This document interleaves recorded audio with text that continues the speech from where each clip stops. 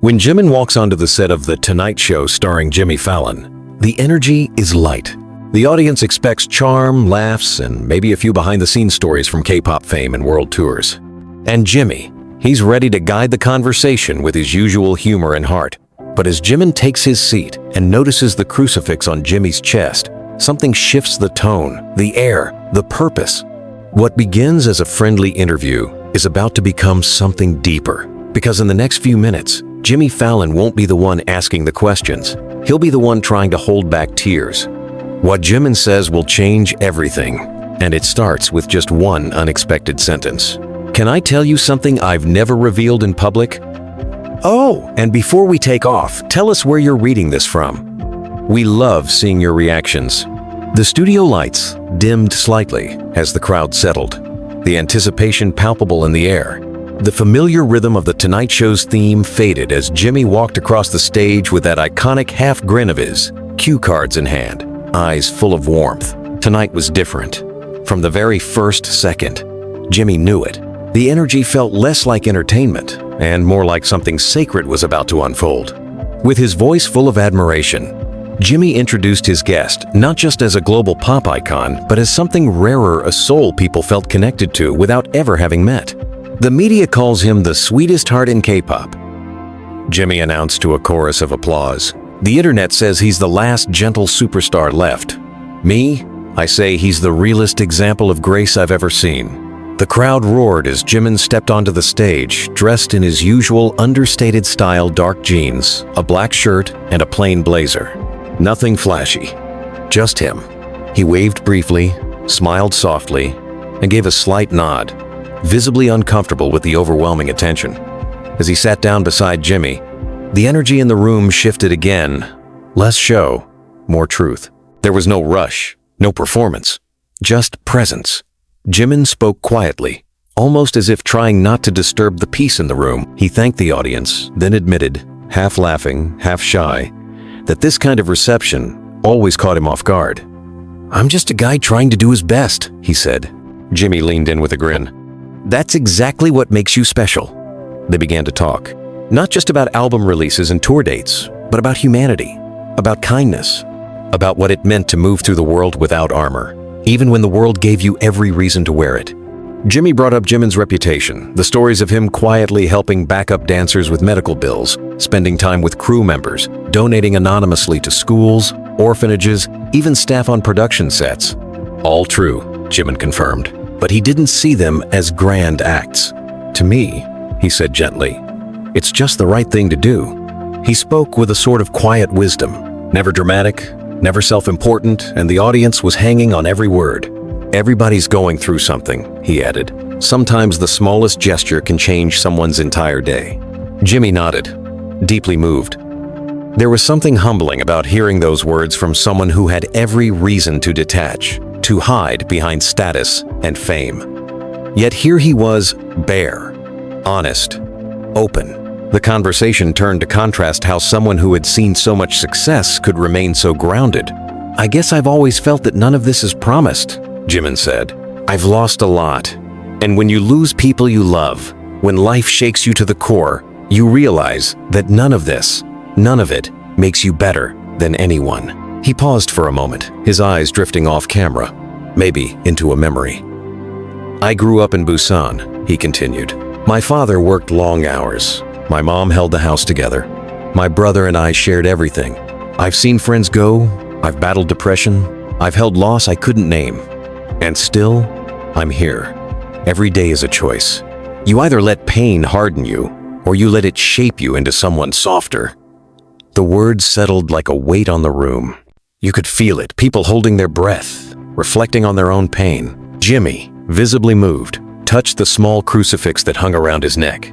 He didn't say anything at first, just let his fingers rest there quietly, acknowledging something only he could feel. "You talk about silence like it's familiar," he finally said. Jimin nodded. "It is. Silence has been my companion for a long time. But in that silence, sometimes I hear the clearest things." Jimmy leaned back slightly, his voice softening. "You ever hear God in that silence?" For the first time in the interview, Jimin paused, really paused. Then he looked Jimmy directly in the eyes, "Yes," he said. "I believe in something greater. I've questioned it. I've walked away from it. I felt alone. But even in the deepest darkness, I could feel something. A presence. A peace. Not always loud, not always comforting, but always there." Jimmy's hand closed around the crucifix. "That's faith," he said quietly. "Even if it doesn't have a name, even if it's just something you feel." Jimin looked at the cross now, his expression shifting. He leaned forward slightly, almost hesitating, like he was about to step off a ledge. "Jimmy," he said, his voice lower now, full of something different, something deeper. "Can I tell you something I've never said out loud before?" Jimmy didn't speak. He just nodded. Jimin took a breath, a long, intentional breath. "There was a night," he began, "a few years ago. I was in a really dark place. I couldn't move, couldn't eat, couldn't sleep. I wasn't even sure I wanted to be alive. Everything felt empty. The audience was dead silent. I was scrolling through my phone," he continued, "just trying to distract myself, trying to feel something. And I came across a video. It was you, talking about purpose, about faith, about how God doesn't waste pain." Jimmy froze. "But it wasn't just what you said," Jimin added. "It was how you said it, like you'd lived it. And you were wearing this," he glanced at the crucifix, "this exact one. And I remember thinking, this man believes in something bigger.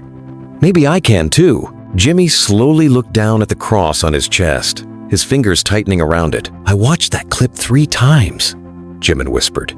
"And the next morning, for the first time in weeks, I got out of bed." He sat back slowly, almost as if the memory itself had weight. "I've never told anyone that," he said, "but I've carried your words with me ever since." Jimmy didn't speak for a long moment. When he did, his voice cracked. "I just talked from the heart," he said. "I had no idea." Jimin interrupted him gently. "That's just it. You didn't have to know. That's what made it real. You weren't trying to inspire me. You were just being yourself. And that saved me." There was emotion swelling in Jimmy's eyes now. The studio lights reflected off a tear that escaped down his cheek. "And that crucifix you wear," Jimin said, his voice now full of reverence. "It's not just a symbol. It's a sign. A message. You think you're just a comedian with faith. But Jimmy, I think you're something else." Jimmy looked at him, confused but open. "I think you're a minister in disguise," Jimin said. "And I have something else to tell you. Something that might change your life the way you changed mine." The studio was silent. Even the cameras seemed to pause. And Jimmy, still holding the cross around his neck, whispered one word. "I'm listening." There was a silence on stage that didn't feel like television anymore. Not a pause between laughs, not a dramatic beat. It was something else, something deeper.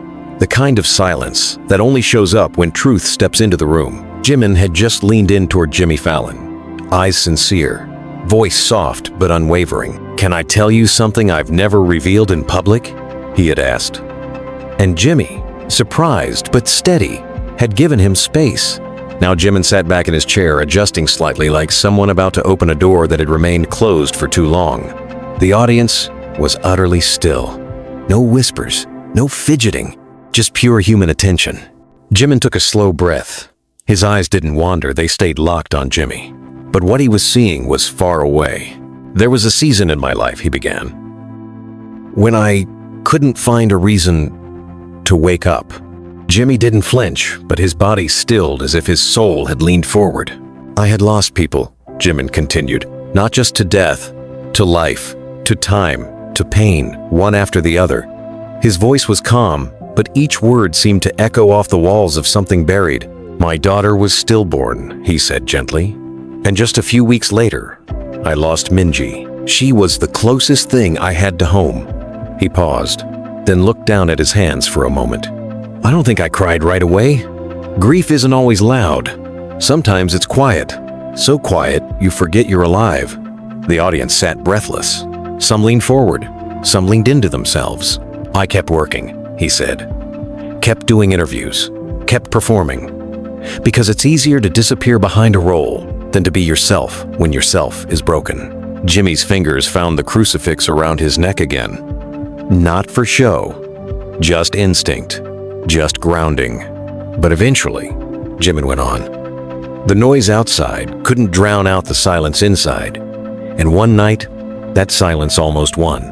Jimmy tilted his head, his eyes searching Jimin's face for what was coming. "It was late," Jimin said. "I was alone. I hadn't slept in days. I didn't want to eat. I didn't want to talk.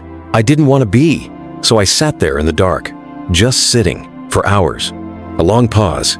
No prayers, no thoughts, just the thought after all, thoughts that kind of emptiness." Then something in his tone shifted barely. "And that's when it happened," he said. "I picked up my phone, just scrolling, not looking for anything, just trying not to feel." He breathed in slowly, and I saw a clip. "It was you." Jimmy blinked, visibly caught off guard. "You were on stage," Jimin said, "talking about storms, about how God doesn't waste pain, about how sometimes the thing that's breaking you is actually breaking you open." Jimmy nodded slowly. He remembered the moment. "I don't know why I stopped scrolling," Jimin admitted. "But I watched the whole thing. And then I watched it again." His voice cracked, just slightly. "You said, if you're still breathing, it means God's not finished with you yet." And for some reason, that sentence hit different. It felt like someone finally saw me. Not the singer, not the man in headlines, just the man in the dark. Jimmy exhaled softly, his hand now resting fully over the crucifix. Jimin leaned forward now, elbows on his knees, voice almost a whisper. "And I need you to know, Jimmy, that night I stood up." He let that sit for a moment, not because I was healed, not because I suddenly had answers, but because, for the first time in a long time, I felt seen. The words struck Jimmy right in the chest. He didn't hide it. His eyes were wet, his lips pressed together, trembling slightly. Jimin looked at him with a mix of gratitude and reverence. "I never meant to tell this story," he said. "But sitting here, looking at you, I realized I had to." Jimmy's voice came slowly, thick with emotion. "Man, I don't even know what to say." "You don't have to say anything," Jimin replied. "You already did, years ago." He gestured toward Jimmy's chest. "And that crucifix you wear, that's what caught my eye first. Before your words, before your message, that symbol in that moment was a lighthouse." Jimmy's gaze dropped to the cross again. His hand tightened around it instinctively.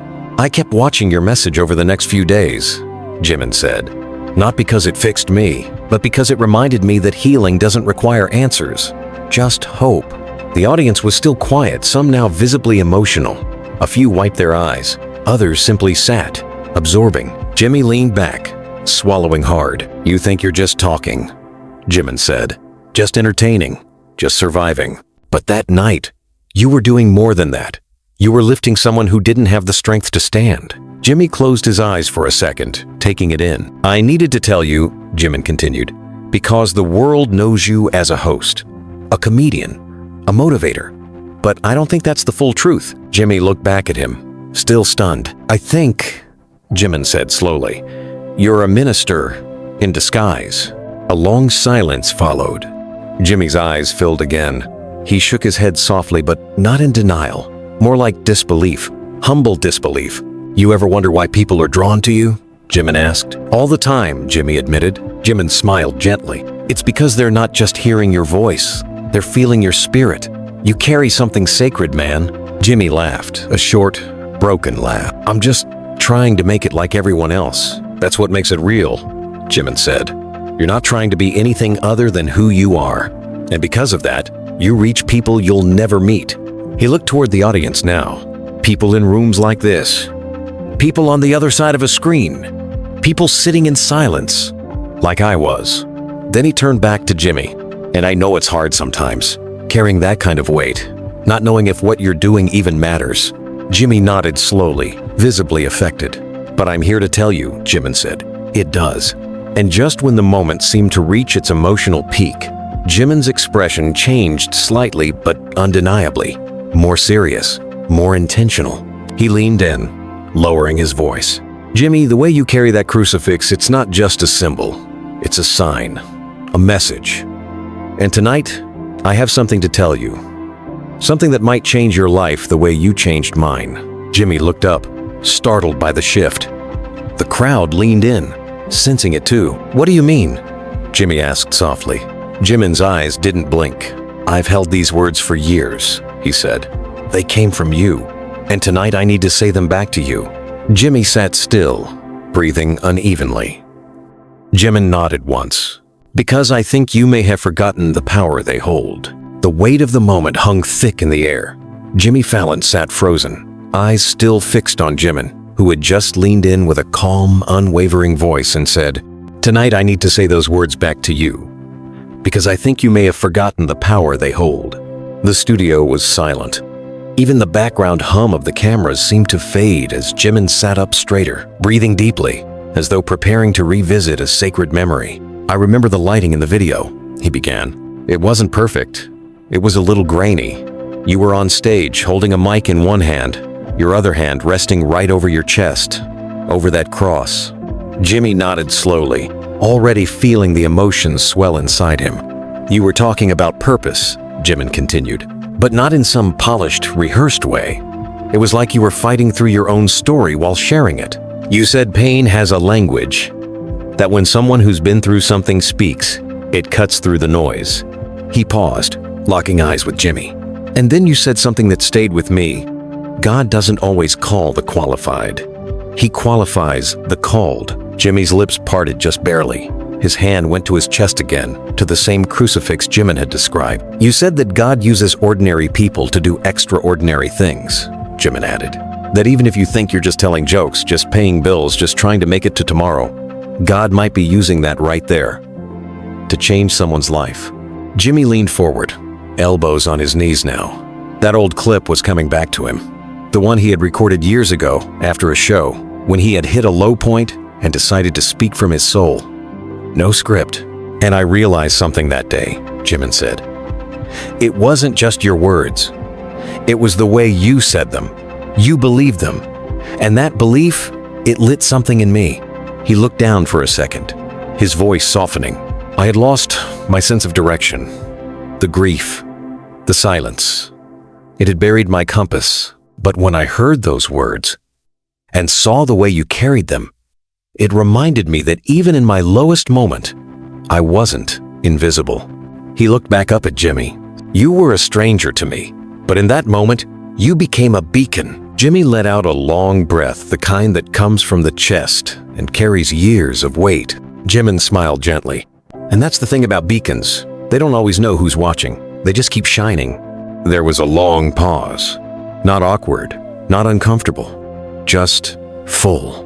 Full of what had been said. Full of what hadn't yet been said. Then Jimmy spoke, his voice lower than before. "You know, sometimes I wonder if I've done enough," he admitted. "If all this comedy, hosting, speaking, actually means something." Jimin leaned in slightly. "It does. I'm living proof." Jimmy shook his head, overwhelmed. "I was just trying to survive, man. I wasn't trying to save anyone." "And that," Jimin said, "is exactly why you did." The audience stirred small sounds of emotion breaking through the stillness. A few people wiped their eyes. Others simply sat in quiet reverence. Jimmy looked out toward the crowd, then back at Jimin. "You said something changed in you when you saw that video," he said. "What was it?" Jimin sat with the question for a moment, then replied. "Hope," he said. "That maybe the silence wasn't the end of my story.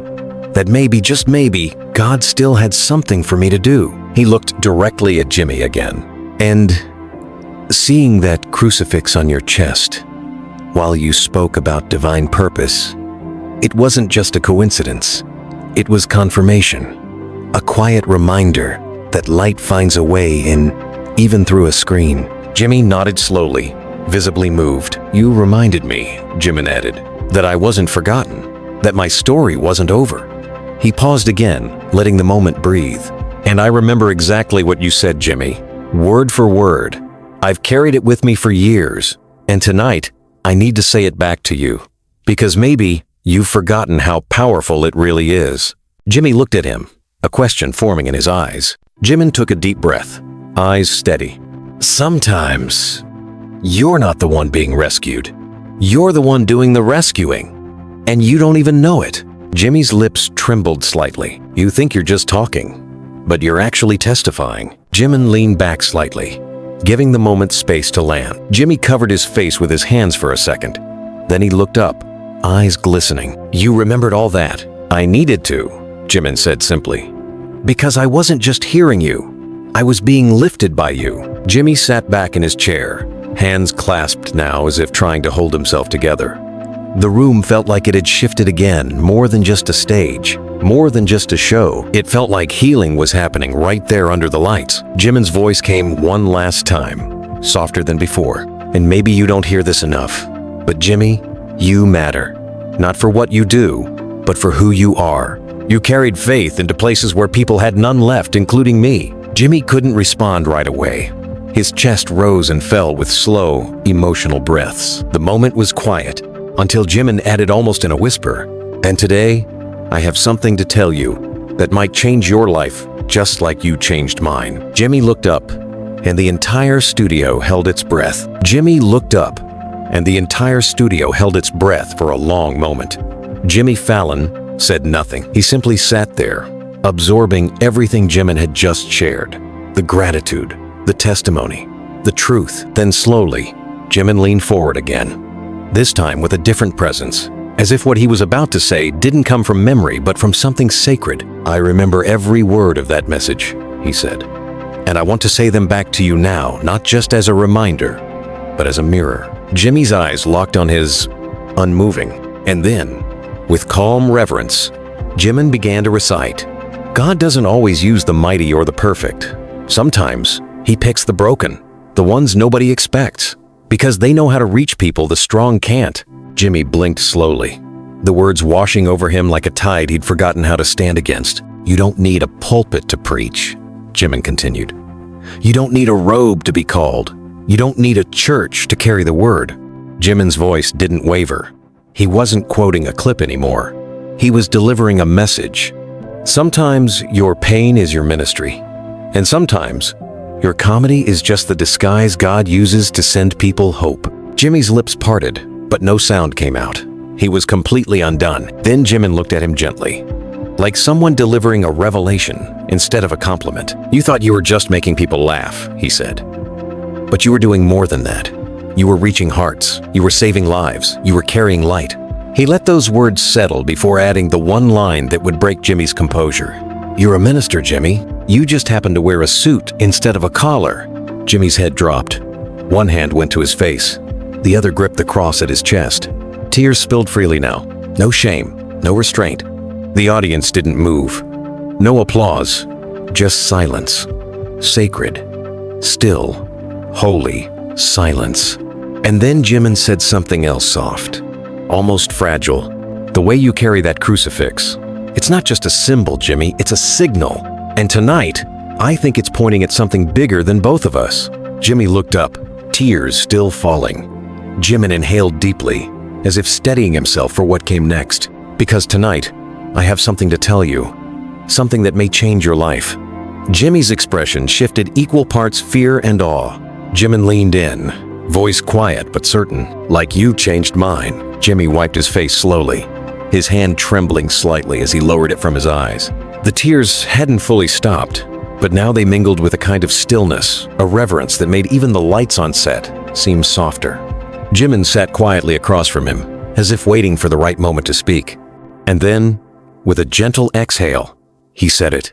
"Jimmy, there's something I need to tell you. A sentence that's lived inside me for years, and I've never said it out loud until now." Jimmy nodded slowly, his eyes searching JIMIN's. His voice was barely above a whisper. "Go ahead." JIMIN leaned forward. There was no performance in his voice, only truth. "God uses his chosen ones," he began, "even when they think they're just telling jokes." Jimmy blinked, not moving. JIMIN continued. "You thought you were just entertaining, just trying to bring people joy. But Jimmy, you were saving lives." A single tear slipped down Jimmy's cheek again. This one was different.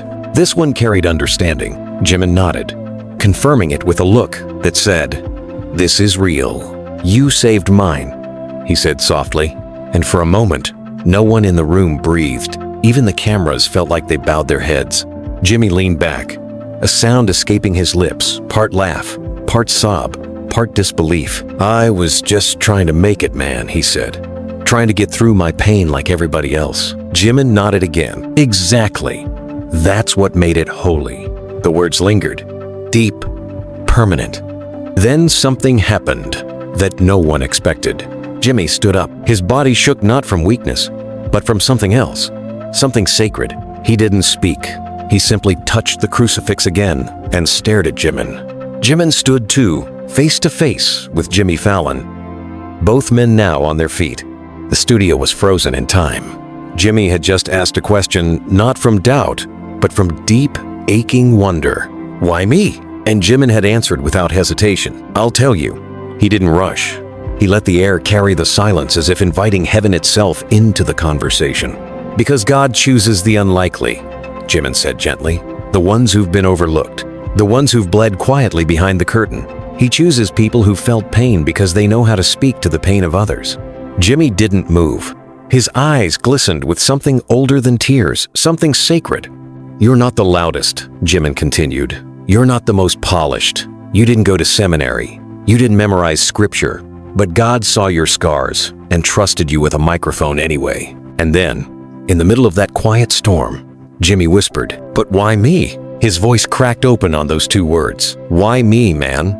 Out of everybody God could have used, why would he pick me? Jimin stood still, his eyes steady. He said nothing for a moment. Then he took a step closer, stopping just in front of Jimmy, and replied, "I'll tell you." The camera pushed in slowly. The audience didn't move. No one said a word, because they knew whatever Jimin was about to say next wasn't just for Jimmy. It was for all of them. Why would he pick me? Jimmy asked. Jimin stepped forward. I'll tell you. The crowd was still. Some wept silently. Some held hands. No one reached for their phones. No one wanted to leave this moment. Jimmy finally let out a soft breath. His voice was cracked but steady. I've thought about quitting before, he said, walking away from the spotlight, from all of it. Jimin nodded, as if he already knew. I have too, he replied, more than once.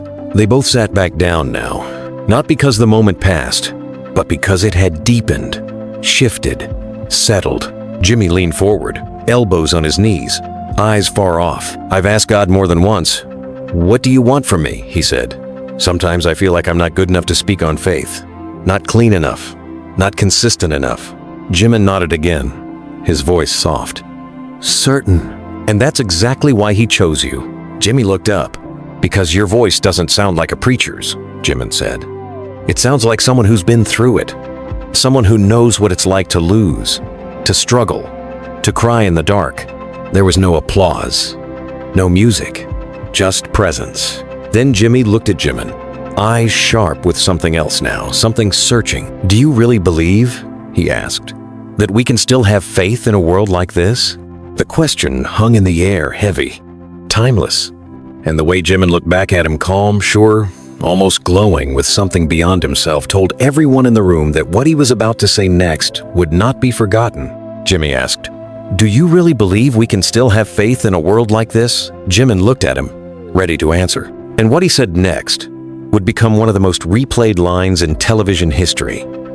Jimmy asked, do you really believe we can still have faith in a world like this? Jimin didn't answer right away.